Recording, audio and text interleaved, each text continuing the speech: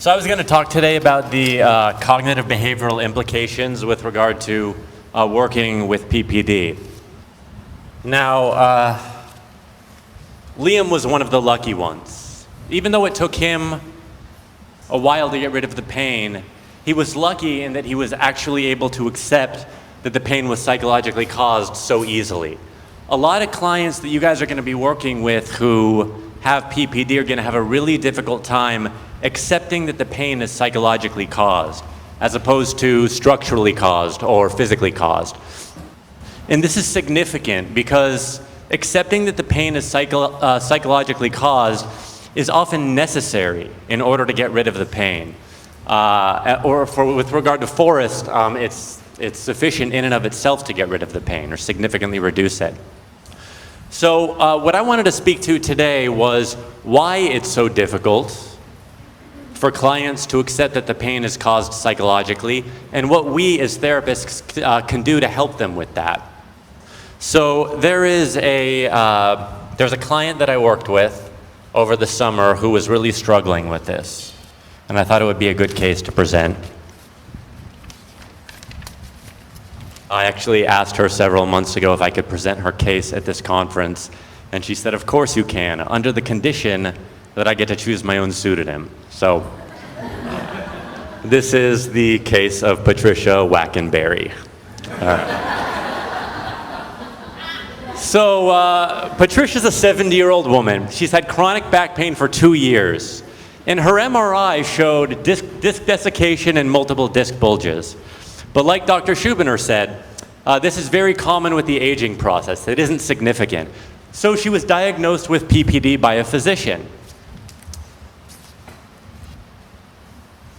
But like about 80 to 90% of people that you guys are going to be working with PPD, Patricia developed a conditioned response. In her case, the pain was triggered by sitting. Okay, so as she sat, the pain got worse. The longer she sat, the worse it got. After 2 hours of sitting, her pain was up to an 8 out of 10 on the pain scale. And when she stopped sitting, when she took pressure off of her spine from her perspective, and she lied down, the pain went away. And this is what's known as associative learning. Associative learning is when a symptom becomes linked with a specific physical position or physical activity. And the physical position or activity isn't causing the pain, but it becomes mistakenly identified as the cause. So I was recently reading Steve Martin's autobiography, and in it he was talking about how in the late 60s he went on a date to a movie, and halfway through the movie he had a horrible panic attack, terrified, and he just got up, left the movie theater, just left the girl there in the theater, went straight home, relaxed, kind of got his bearing, recovered, realized it was a panic attack. 2 or 3 weeks went by without incident, and about a month later he goes to meet some of his friends at a movie, and he's in line for popcorn, and he has the thought, last time I was at a movie theater, I got this horrible panic attack. I hope that doesn't happen again. And right then, panic attack, right in the middle of line, took off of the movie theater, went straight home, did not go to another movie for 10 years. Right? Missed his own premieres and everything. That is a conditioned response. It wasn't the movie theater that was causing the panic attack. It was the belief that the movie theater was causing the panic attack that was causing the panic attack. And this happens in PPD all the time. A symptom becomes linked with a specific physical position or activity. Oftentimes back pain becomes linked with walking or sitting. Wrist pain becomes linked with typing, like in the case of Forrest. Leg pain or knee pain or foot pain becomes linked with running. And this is what happened with Patricia. Her pain became linked with sitting. So Patricia was diagnosed with PPD, and on an intellectual level, she really bought into it. She believed it. She thought it fit her. She'd read all the books. She felt like the personality traits that were common in PPD applied to her. Her MRI didn't show anything crazy. She really respected the physician who diagnosed her with it. But on a gut level, deep down, she felt like her pain was physically caused. So why do you think that is? Why do you think that the pain is, it's so difficult to accept that the pain is psychologically caused? Yeah. Good, yes, exactly. A lot of psychologists think it's avoidance or a form of resistance, that they can't accept that the pain is being caused psychologically. But that isn't what it is. The reason why is because it's a logical conclusion. If you sit and you have pain, if you walk and you have pain, then it's a logical conclusion to assume that it's the sitting or the walking that's causing the pain. We take in information through our senses, and we've been doing that since we were kids. And one of the hardest things in the world is to discount the information that your senses are giving you. So Patricia accepts that the pain is being caused psychologically on an intellectual level, but deep down on a gut level, she feels like it's being caused physically or structurally because that's what everything that she's ever learned about cause and effect is telling her what it is. So one of our goals as a therapist is to actually help the client embrace a perspective that is inherently counterintuitive. It isn't the sitting that's causing my pain, even though it hurts every time I sit. It's mind-boggling. It's really difficult to wrap your mind around. This is one of the reasons why overcoming or recovering from PPD can be so difficult for so many people, because it actually involves overcoming legitimate objective evidence. And it makes me think of the movie A Beautiful Mind with Russell Crowe, where he's having visual hallucinations. And everyone around him who he trusts is telling him the hallucinations aren't real. And he's trying to wrap his mind around the fact that these things that he's seeing aren't real.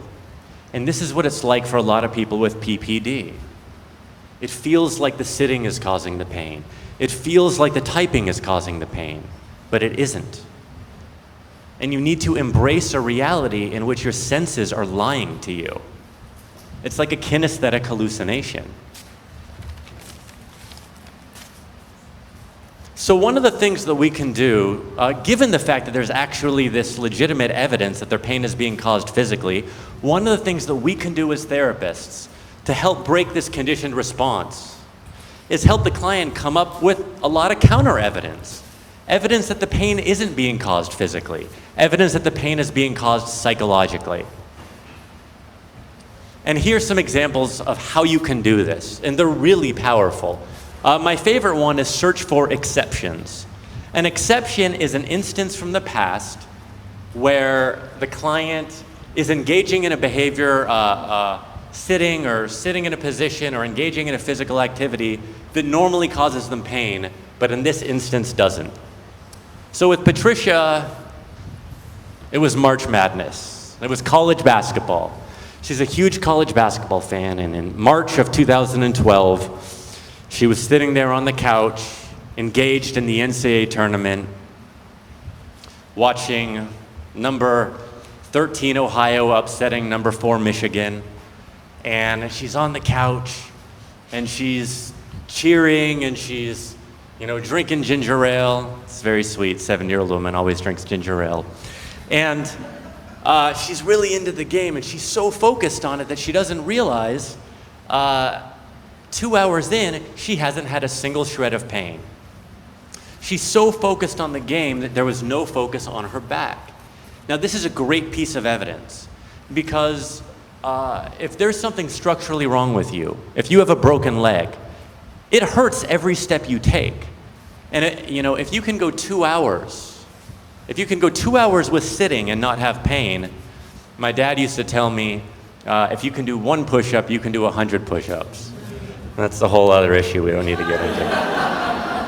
But the spirit is true in that if you can sit for 2 hours and you don't have to have pain, then structurally speaking, you don't have to have pain.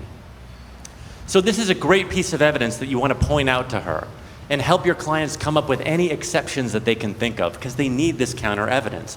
Another great piece of counter evidence is finding changes in the pain independent of the position or the physical activity. Would you mind handing me my water? Thank you. So there are several ways that you can do this. Oh, thank you. Sometimes you're in session, you're working with a client, and you're discussing something that mobilizes one of their defense mechanisms, and the pain increases. Patricia was talking about the pressure that her husband puts on her.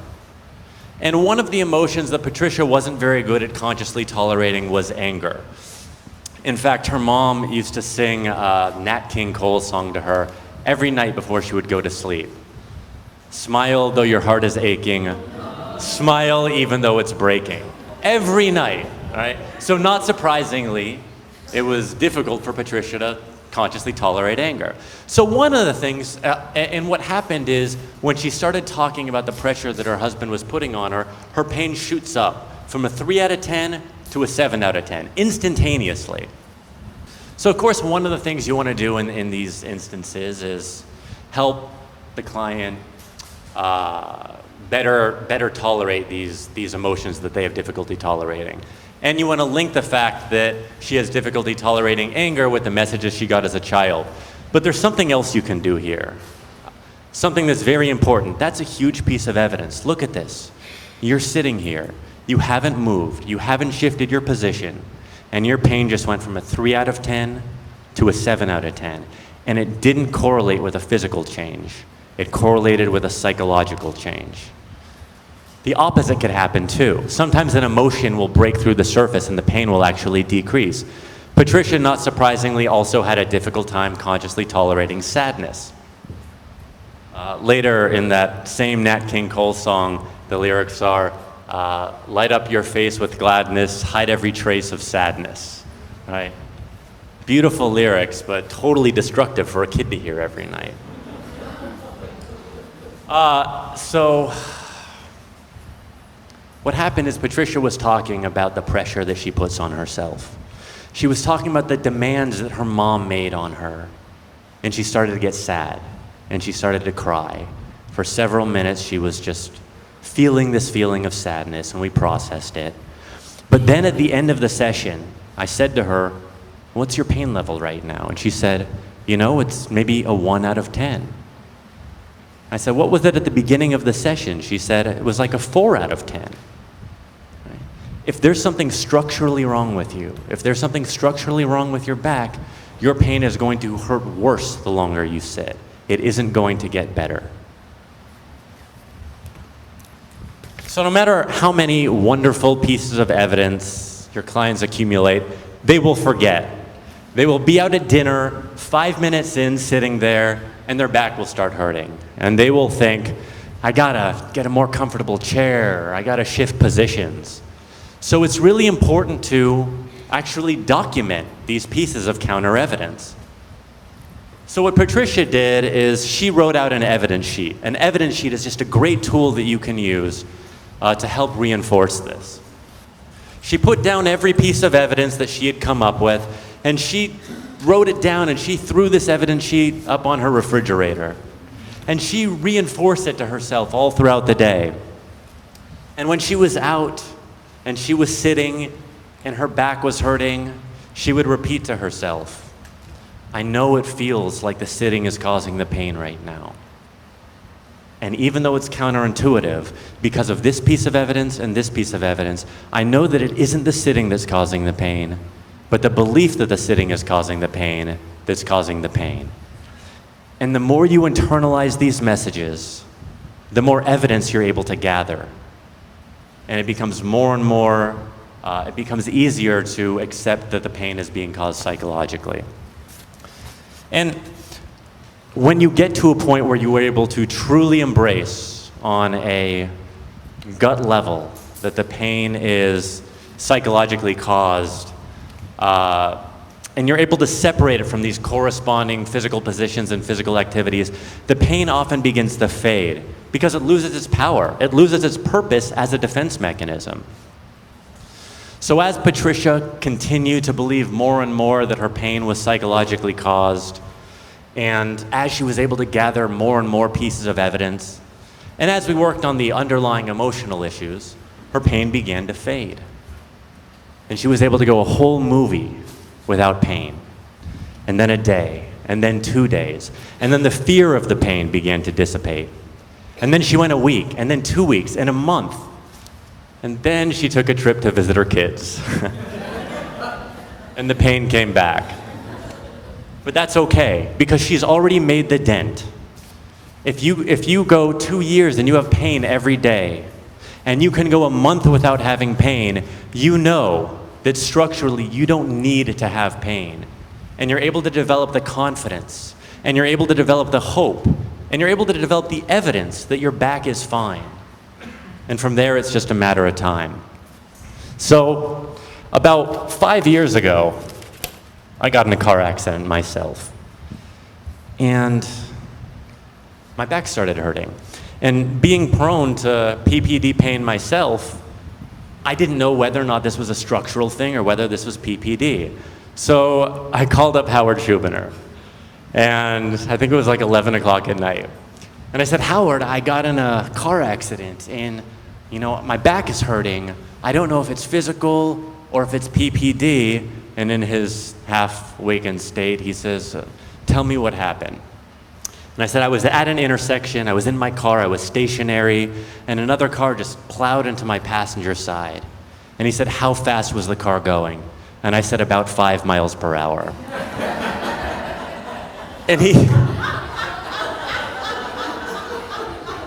And then he woke up a little more.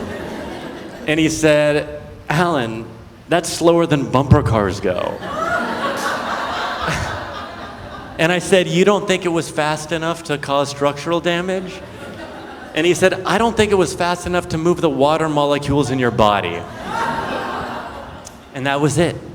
Within 2 or 3 hours, the pain completely went away because that had taken the power out of the pain.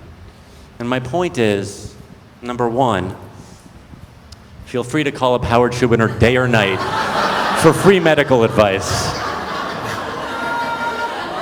I'll give you his number afterward. And number two, don't underestimate the importance of debunking the structural explanation. Because sometimes before looking at what is causing your pain, you need to look at what isn't. Thank you.